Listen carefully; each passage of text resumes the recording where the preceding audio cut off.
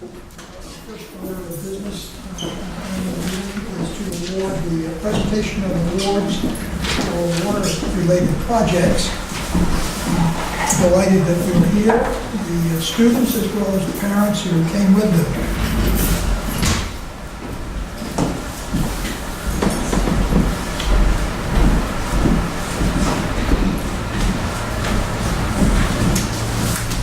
If your name is called, please come forward. Senior Division first place winner, $100 is Aliana Faria.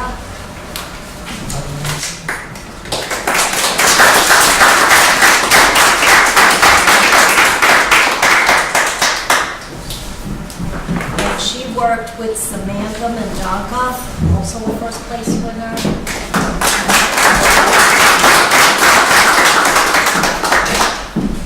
Second place winner, $75, was Morgan Kane.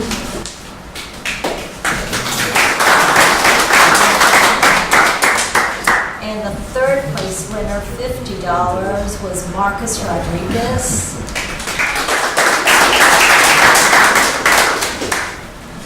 In the junior division, the first place winner was Kaya Faria, $100.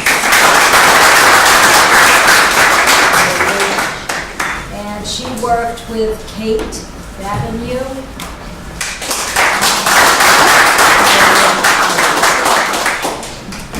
Second place winner, $75, was Benjamin Freiman.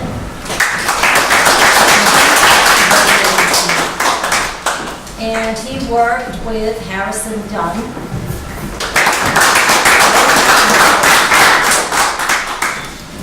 And the third place winner, $50, was Regina Sifu.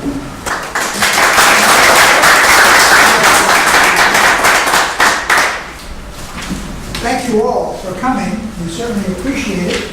Maybe if you just give us a few minutes before you break it down, some of the board members may want to take a look at some of the exhibits. Excuse me, Helen, maybe it might be worthwhile to have them do a little discussion on what they put together. Thank you. Anyone come up in any order? Come and explain. We'll start with the seniors. Come on, don't be shy. Put the seniors up.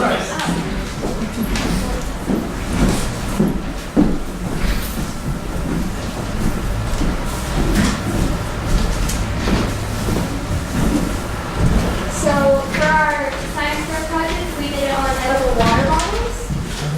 We based our experiment off of a company called Skipping Rocks Lab, which is working to use alginate, which comes from seaweed, to create biodegradable and edible water bottle orbs.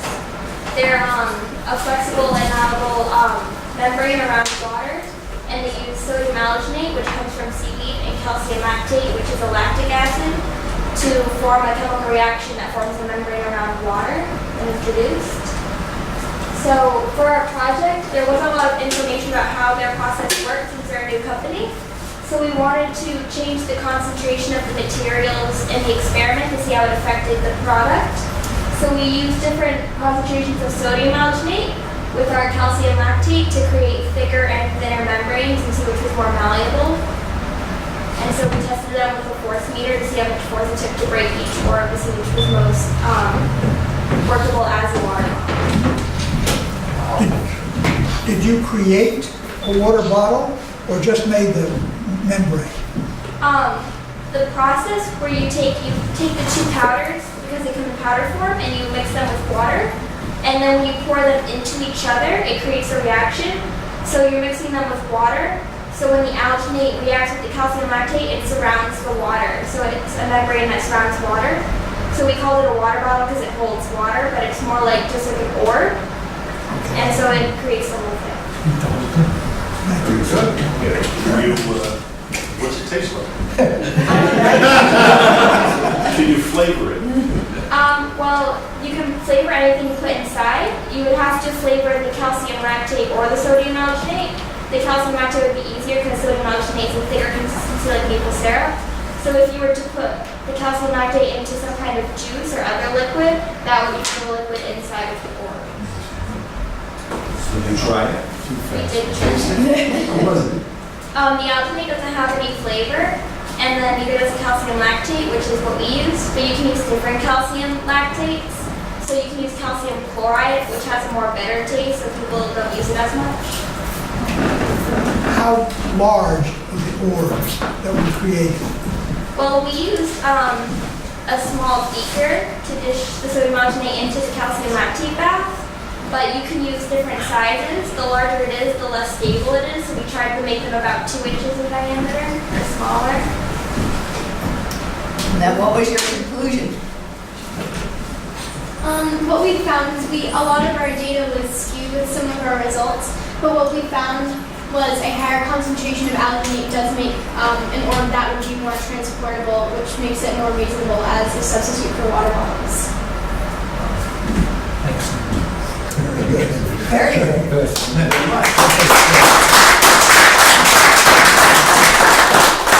Thank you. And our next presenters?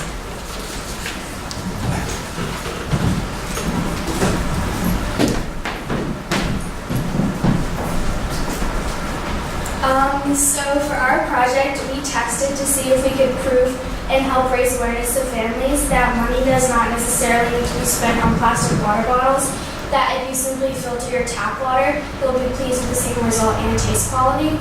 So to distribute our results, we made this flyer and we passed it around to our communities and in our school and to our families. So it says, "Go green to keep it clean. You can help our oceans look less like this from the pollution of plastic water bottles and more like this by simply filtering your tap water and using less plastic water bottles."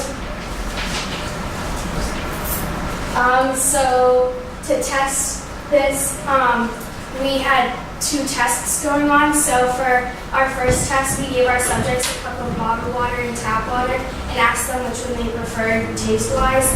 And if they chose bottled water, which has a negative impact on the environment, they then proceeded on to test 2.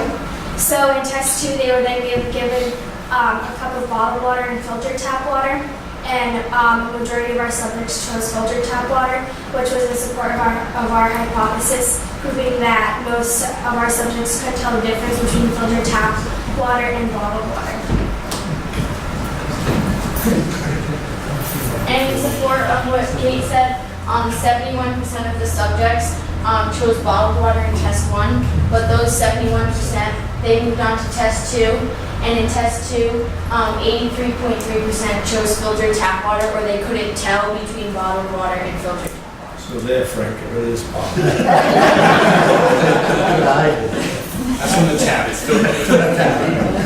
Very good, thank you. Thank Any you. questions?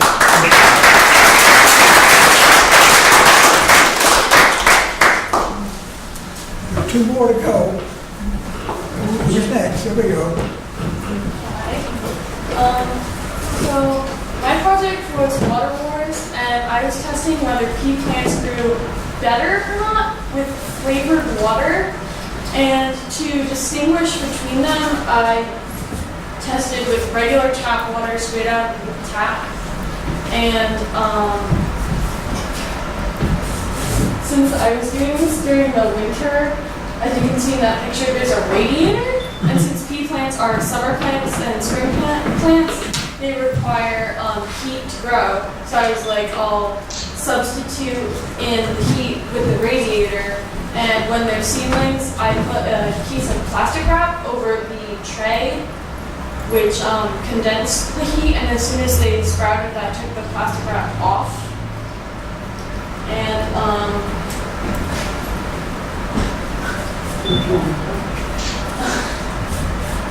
so in the results, only one of the flavored waters was close to surpassing the tap water, and that was the Fruit 2O.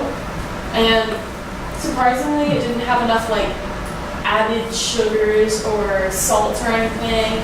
It was like naturally flavored, and I think that the added stuff that was in the waters hindered the growth because the shortest plant was grown with vitamin water, and it had 50 grams of caffeine in it. So So How do we find out? I looked on the label. What were the flavored waters that you used? The flavors were grape, raspberry, and tropical citrus.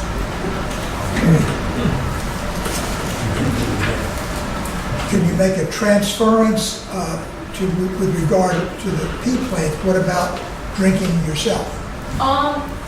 Caffeine does hinder growth in like our bodies. So if you like drink coffee every day, you'll be shorter than what you normally would be.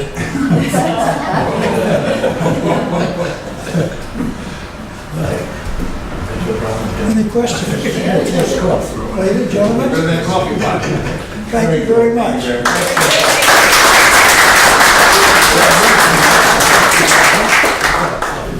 Okay, bacterial growth.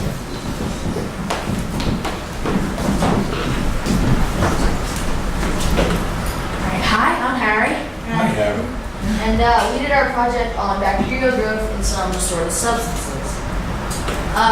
Due to the fact that we're fairly health conscious individuals, we usually like to know what we do to our bodies on a daily basis.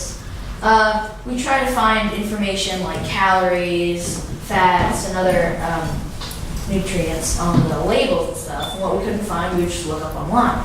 Well, there was one question that we couldn't look up online. We didn't find anything. How much bacteria is in liquids? Not just yogurt, because everybody knows they have active culture and stuff, but common liquids like our tap water, milk, orange juice, apple juice, sterile water, those are negative people, and E. coli. So basically, we tested like an assortment of common liquids, and we tried to find out if there was bacteria and in what amounts. So we tested like these substances, 12 different substances, and we tested to see if there was bacteria. Yeah, we took samples in completely sterile tubes of each of our substances, and then pipetted 5 microliters right, into the petri dishes there, and waited a certain amount of days, and then we observed their growth. We were pleased to find that there was no growth in almost any of our substances except for a positive control, which we repeated 3 times to make sure that our results weren't skewed or anything like that. So we found out that what we had thought before, our hypothesis, that it had to do with refrigeration and temperature, like if you leave milk out, it would curdle, that would affect how much bacteria. We found out that it wasn't that. It was the fact that pasteurization is so effective these days that it kills all of the bacteria in the substances we test. Questions? Thank you very much. Good job.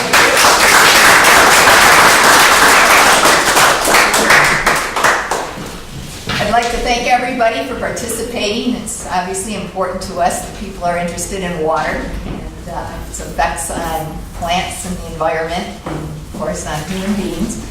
I also want to thank Sue Rabideau for organizing the Rhode Island Waterworks judging, as well as the Bristol County Water, and Sid Harper for doing all the behind-the-scenes work and getting this all organized. And we certainly hope to see you back again next year. We've had sometimes people come back a few times, and even in the same families. And we've seen some people go on to actual careers in water. So definitely pursue your interests, and it may end up being a lifelong investment for you too. So, but have fun.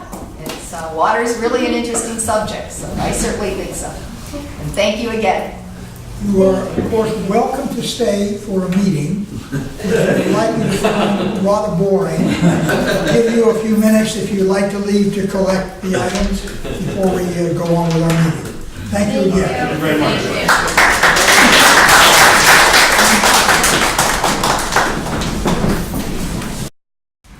Okay, we're on again. Next item is update on the annual report and the audit.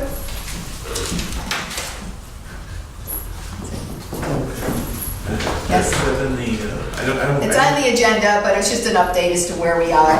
The annual report I was going is to give in that progress. annual report. Oh, okay. That's okay. That's I fine. didn't get the agenda for the other meeting. It was Sunday. That's fine. That's fine, we can do that. So we go to the highlight of the annual meeting, the nomination and election of officers. Mr. Chairman? Yes. Nominate Alan Klepper for chairman. I'd like to second that. Actually, no, seconds are not required, but are there any other nominations? All those in favor, Alan Klepper, please say aye. Aye. Any opposed, nay? Thank you all for your support. Vice Chairman? Nominations? Mr. Chairman, I'd like to nominate William Goslin for vice chairman. Are there any other nominations?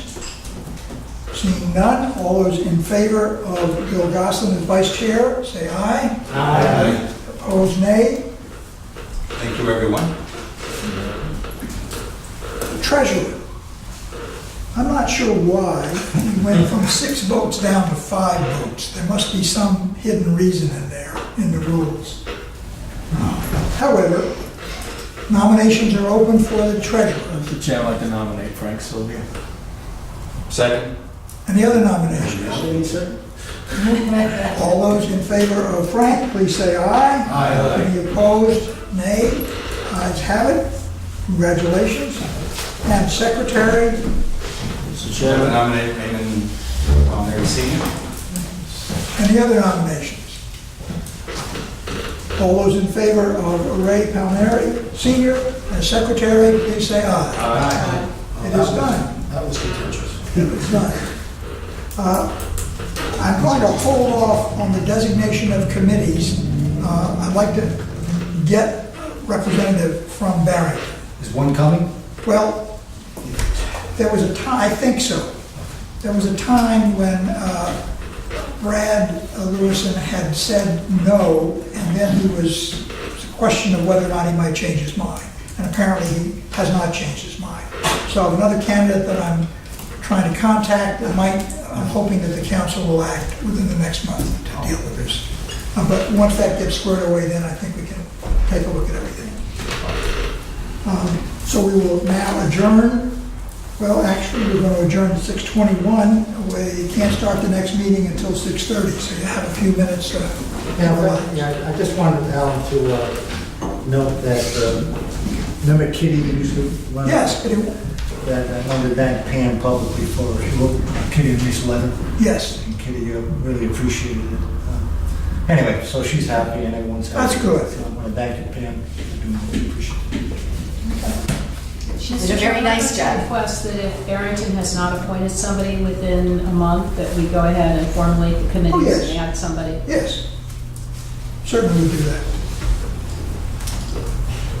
Brad will serve until his replacement. Well, typically you do that, but what happened is Brad wrote a letter, I was not aware of it, he wrote a letter to the council, and it was received in February.